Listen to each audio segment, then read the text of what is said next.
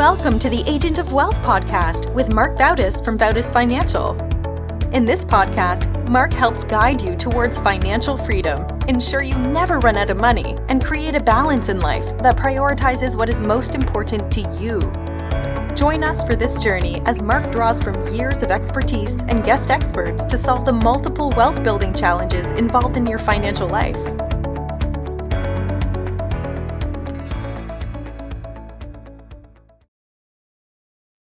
Welcome back to the Agent of Wealth. This is your host, Marc Bautis. Today I'm joined by a special guest, Mike Curadossi. Mike's a 37-year-old seasoned real estate investor with over a decade of experience in the industry. His journey began back in 2013 with a single property flip, and since then, he's built an impressive portfolio of 72 rental units across Massachusetts, particularly along the South Shore and Cape Cod. As a devoted father of three, Mike balances his family life with a thriving real estate career. His current portfolio is valued at approximately $22 million with a net worth surpassing $8 million. Mike specializes in acquiring quality properties in desirable areas and renting them out to Section 8 tenants, a strategy that has proven to be highly successful. Recently, he's channeled his expertise into creating a comprehensive course designed to guide others in navigating this niche market. Mike, welcome to the show. Thanks for having me. I appreciate it. All right, so let's start off. Maybe give us a little background on what Section 8 real estate investing is. So Section 8 it's a program subsidized by the government, basically, right? So the federal government gives money to local housing authorities, and then they administer it locally within the community. So for me, I work with, there's probably like 10 or 15 different housing authorities that I work with right now. And basically what it does is it takes the tenant's income and then they pay a portion of that, right? Tenants can pay they try to keep it around 30% of their income in rent, and then up to 40% in rent and utilities. So it really depends. Like looking across my portfolio, like I'll have some tenants that pay me nothing, and then some tenants pay me like $1,000 out of the $3,000 a month in rent. So it's really, the program's designed so that it allows people who are lower income to live in communities, and be able to compete renting properties to market tenants. What attracted you to Section 8 type of properties? Was it by accident? Was it intentional? How did you first get involved with it? Yeah, I mean, it was kind of by accident. My probably second or third property, I'd buy bank REOs, I'd go in, I'd renovate them, and then I'd refinance and keep them as rentals instead of selling them. So basically go to like a flip quality property, and then I'd hold them and keep them long term. So I got an email from someone who said, "Hey, do you accept vouchers?" And I didn't know what that meant. And I called her, talked to her about it. Her name's Jody. She's actually still living with me today. And that was probably like 10 years ago. And I found out, I talked to our housing worker. I looked into it. It's a little bit more paperwork up front, but I said, "Hey, why not?"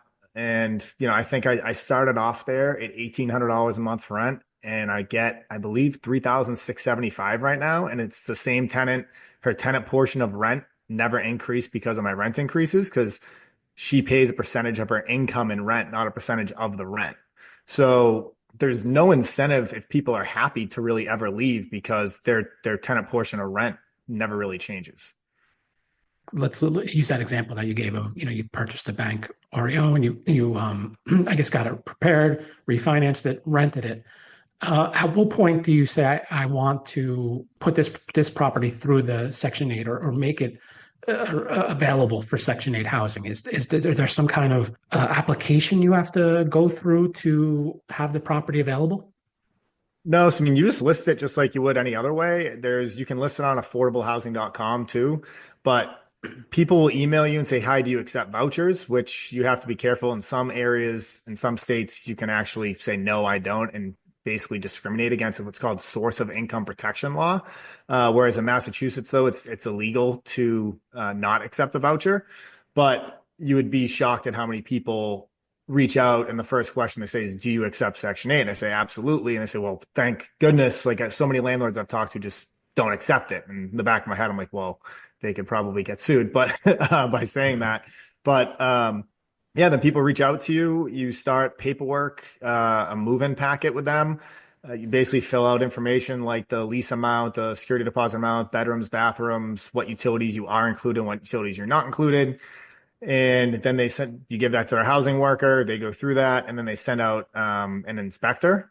So some inspections departments are actually within the housing authority, and others are like third-party companies that come out.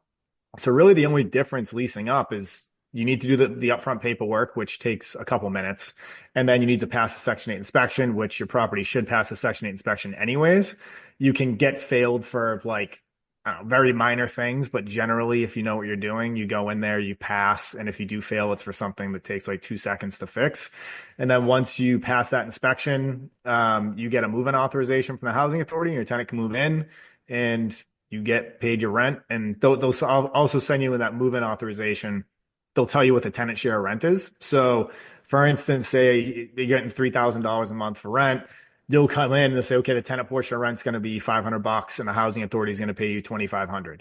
So, and then you'll know, okay, well, I have to, like I use property management software. So I'll go in, I'll set it up so the tenant knows they have to pay me $500, and, you know, they'll pay me directly that 500. And then the housing authority will direct deposit into my account every month the remaining 2,500. So even if it's all coming from the housing authority, it'll always be sent directly to you, or does it ever go through the tenant to you? Yeah, it's not through the tenants, directly to the landlord. So you can get paper checks if you want. I think there's only one housing authority that I work with now that sends a paper check, and it's extremely annoying, but you can fill out direct deposit information, send that in with the move packet or at any point in the process, and they'll set you up for direct deposit. What about increasing rents? Is there any kind of regulations or anything that you're allowed or not allowed to do? And I know sometimes a city may have some kind of ability to raise or not raise, but does the housing authority also slap their own requirements on top of that? So every year, housing authorities put out what's called payment standards. So HUD releases fair market rents every single year, generally around like October-ish. And then the housing authorities take in all that data, and then they decide if they want to pay more than the fair market rent or if they want to pay less than the fair market rent. A lot of the housing authorities I work with pay between 100 and 120% of the fair market rent. So you want to make sure you're looking at the actual payment standards from the housing authorities, because they don't all pay the same amount of money. Every year I look at the payment standards when they come out, and I increase my rent to the payment standard. What actually happened this past year was that a lot of the FMRs from HUD went down. So some of the payment standards from the housing authority are still in review. They haven't released 2025 yet, and others actually went down. But I put in rent increases anyways for like $200 across all my units in my portfolio, and I'm getting them. So if the payment standards ever go down, what I've noticed is it really only affects you on new lease ups. For instance, if I'm renting someone at $3,000 a month right now and they move out, and somebody else moves in from the same housing authority and their payment standard went down to say $2,800, I can only charge $2,800 for rent for that unit, even though I was getting more the year before. Historically, like since COVID, I mean, rents have gone up a lot, and then they kind of stayed flat in 2024, and they came down a little bit in 2025. But it's still, from what I've found, it's in the markets I invest, it's still a little bit higher than market rent. And I mean, it's cyclical. Like eventually rents will go back up again, and I'm still making good money on the rentals that I have now. I still got rent increases on some of the other units. So it's just like anything with market cycles, right? Like some market cycles, they go up a lot, so you raise your rents a lot, and others they come down, so you can kind of stay flat or maybe go up a little bit too with your existing tenants. Is there anything different in like the lease terms that you have to add or not have in there because it is a Section 8 tenant? Yeah, so the housing authorities I work with require a minimum of a 12-month lease. So you need a 12-month lease in place. And then after that, all my leases go to tenant at will. You can get a rent increase once every 12 calendar months. So you have to wait 12 months after that anniversary, like whenever the anniversary date is that the lease signing, you can put it in. I always put them in about 10 months in because it takes 60 days to get approved. So, and then every year after that, you can submit a rent increase on that date. I don't really charge people fees. There are different laws in different areas about how many fees you can charge people, but like you can still charge like a pet fee if they have a pet, like an application fee and things like that, parking fees. But I try not to charge X. I know who my tenant is, right? Like my standard tenant across my portfolio is a single mom with 2 to 3 kids. And if they have a Section 8 vouchers because they don't have a ton of additional money, so I'm not gonna fee them every chance I get. I want to have a good relationship with them, and my main goal is that they pay their tenant portion of rent on time. So as long as they're doing that, I'm not gonna fee them too much. You mentioned their income is evaluated and the rent that is subsidized is based off their income. Is it evaluated every year? Is it evaluated more frequent than that? Have you seen that frequently happen where their income changes, then therefore the amount that subsidies change, and then therefore that changes whether they rent or not rent with you? Yeah, so they have annual recertifications. So they'll go in and the housing authorities will ask them for like updated financials. If they get a new job or they lose a job, they're supposed to notify the housing authority. So a tenant could be paying you $500 a month to lose their job, and then their tenant portion of rent goes down to zero. And you get a new tenant rent share letter in the mail or emailed to you. And then that's really the only thing that you really have to stay up on. Is it normally they try to get you those rent share letters like a month or two before they're effective. So you can actually go in like to my property management software. When I get one in, I'll go in and I'll change whatever their payment is on that date. And then I'll just text the tenant and say, hey, your payment went down or it went up. But it's always based on a percentage of their income. So even if it goes up, I just know that maybe they got another job or they're making their money, they got a raise, like whatever happened. It's completely out of my control as a landlord. I charge a payment standard. They pay a certain percentage to their income, whether they're paying me $2,000 or $3,000. It's the same amount of money that they're paying in rent to me. It's really just depends on the bedroom size. So if somebody goes to get a voucher from a housing authority, they're going to join probably a 10-year wait list before they can even get a voucher. And then they have 90 days to go out and actually find a landlord like me that will accept it. And if they don't, they go to the bottom of the wait list and the next person gets it too. So that wasn't one of your questions. I just kind of kept going with it. Oh, it's interesting how it works. And you mentioned there are 12, was it 12 housing authorities that you work with, or there was definitely more than one? What is a housing authority based off of a city or a region, or is there some other way that housing authorities are split up? There's county housing authorities, there's nonprofit housing authorities, there's town housing authorities. So like for instance, like I do a lot of work with like Plymouth Housing, Yarmouth Housing, Wareham Housing Authority, Weymouth Housing Authority. So there's all these different housing authorities, but then there's NeighborWorks Housing Authority, which covers an entire area, right? And they get state and federal funding. There's different organizations that administer vouchers too. Like I do work with a company, Father Bills and Mainspring. There's like HUD-VASH vouchers. So there's a lot of different types of vouchers. Massachusetts has like MRVP, which are emergency vouchers that they release too. And they all kind of pay something a little bit different. So it's important, like when you have a tenant that comes in, it's important for me to ask them like, hey, what housing authority is your voucher with? Because then I can go on, I can ask them like, okay, what's your payment standard? And I can make sure I charge that amount of rent because one might be lower than the other. So I wish it was like a simple system that was just blanketed, but it definitely changes from housing authority to housing authority. So when you have a property, do you market it specifically to Section 8 tenants? Or, I mean, can you market it specifically to Section 8 tenants if you want and get around that, what you talked about earlier about discrimination? Or does it just happen, the fact that a lot of Section 8 tenants come to apply to your properties?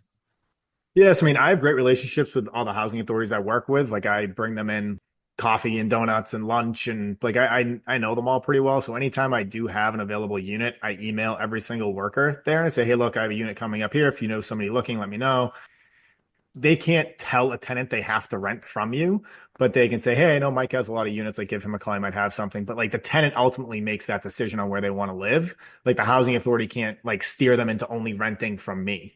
So, but I want to let them know that I have units available. When I list my units, I put right in the headline, like Section 8 welcomed, because I know so many people have been doing this a while. Like I know the first question I'm going to get if I don't put in that in there was what I said to you earlier, right? He's like, hi, do you accept Section 8? And I want them to know right off the bat that I do. I'm familiar with the process. I'll make it easy. Like I don't care that you have a voucher.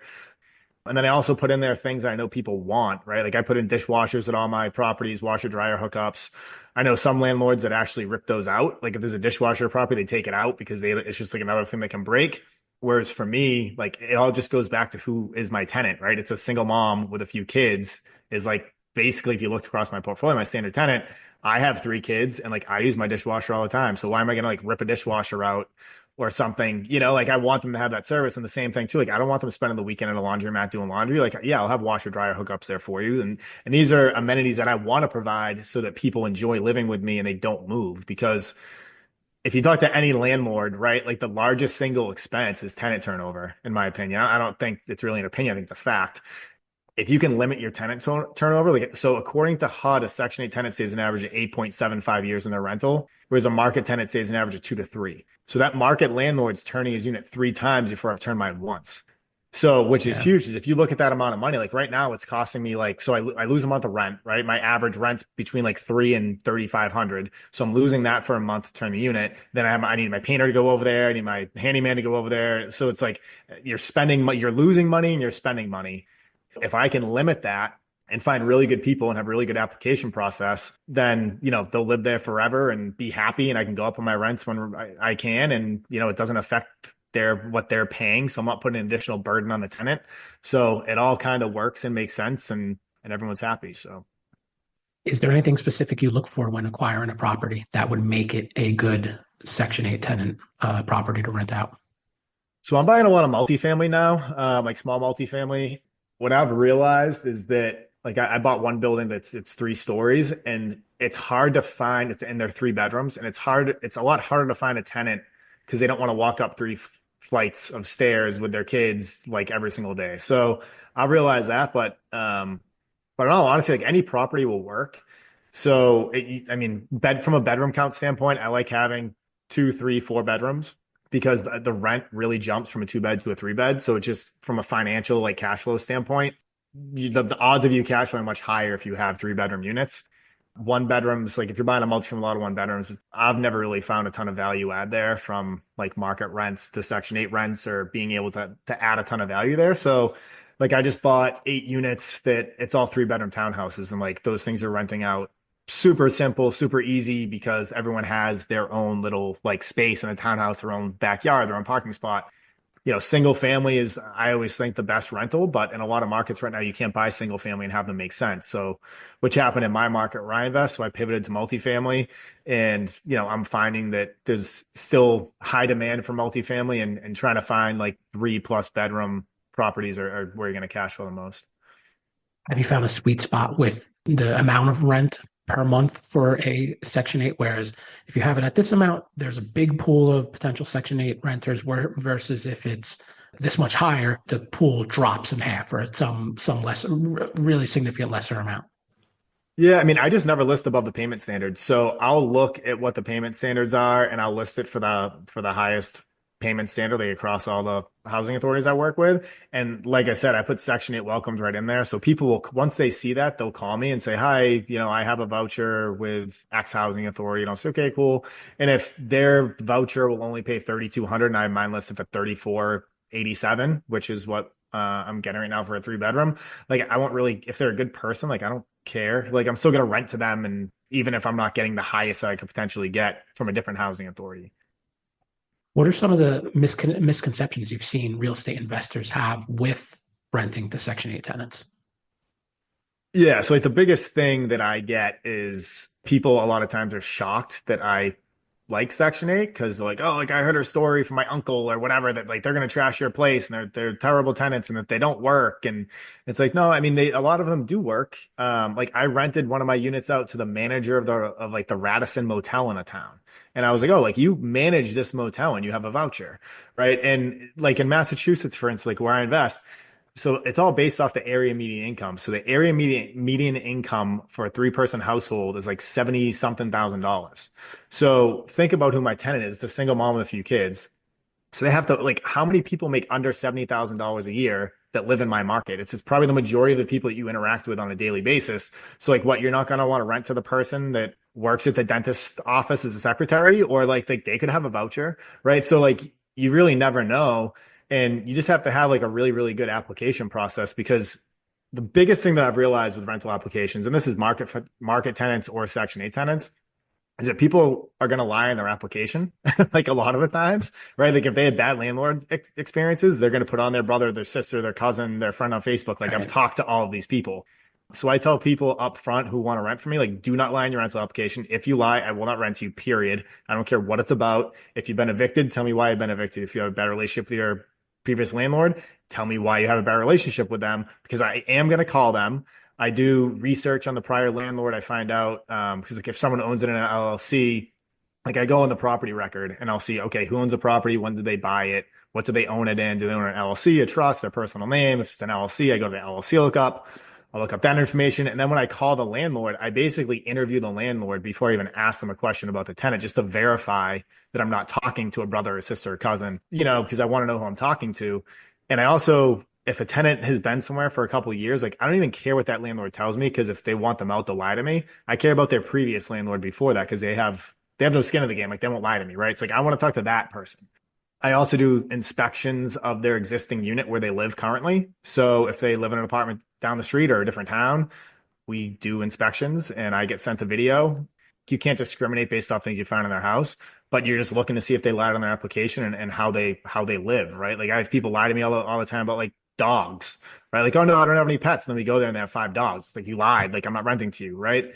Or, like a mom and like, oh, do you have a boyfriend that lives with you? If you do, just tell me, right? Like, I don't care. Just tell me who they are, because I want to do a background check. So I need to know who's living in my properties. And if they say, oh, no, we don't, like, I don't have anyone, it's just me and my kids. Okay, great. And then if I go there, or if I see a video and there's men's work boots or men's clothes in the closet, like, well, you're lying to me. So like, I'm not going to rent to you, right? So it's just, I've noticed that doing that in-unit inspection is by far the most important thing. And I think whether you're doing Section 8 or if you're doing market renting, like that is by far the most important thing that no one really does. And it's not illegal. So I would highly recommend any landlords listening to do that, because, how they're living at their previous unit is going to be how they're living at your unit. Most of your properties are in Massachusetts. Have you ever thought about or explored other areas? Yeah. So when I moved to Jupiter, Florida, like 2.5 years ago, and I looked heavily down here. I started the real estate meetup down here. I had a lot of opportunity and found areas that cash flowed well and everything, but I just kept getting more and more deals, just because I'm established up in Massachusetts. A guy broker's just calling me with deals now, and I have all my systems set up there. So I was planning on it, but now that I've been down here for a while and deals are kind of finding me, it's like, well, I'm not going to reinvent my entire business in a different market when I'm cash flowing really well in Massachusetts and have plenty of stuff going on up there to keep me busy. But I do have, I created a software that actually allows you to search all across the United States in any single county and any single town. We pull in all the FMR data and all the listing data, and we actually project out what each property will cash flow. So now it's like super easy, because you don't have to cross-reference between like Zillow and the FMRs and the payment standards and kind of go back and forth to find a market. Like you can literally just go on and just search and like within 5 minutes find a market that cash flows really well. I've been working on that with a developer for a while, and we literally just launched it last week. How is it? What kind of challenges have you found since you moved to Florida with managing the portfolio remotely? And then kind of a follow-up to that is, do you think it's easier the way you did it, where you actually were in the area, built your portfolio up, built the relationships up with different people that can help, versus someone who's starting from kind of scratch and trying to build in a market outside their where they're living, trying to build those up virtually?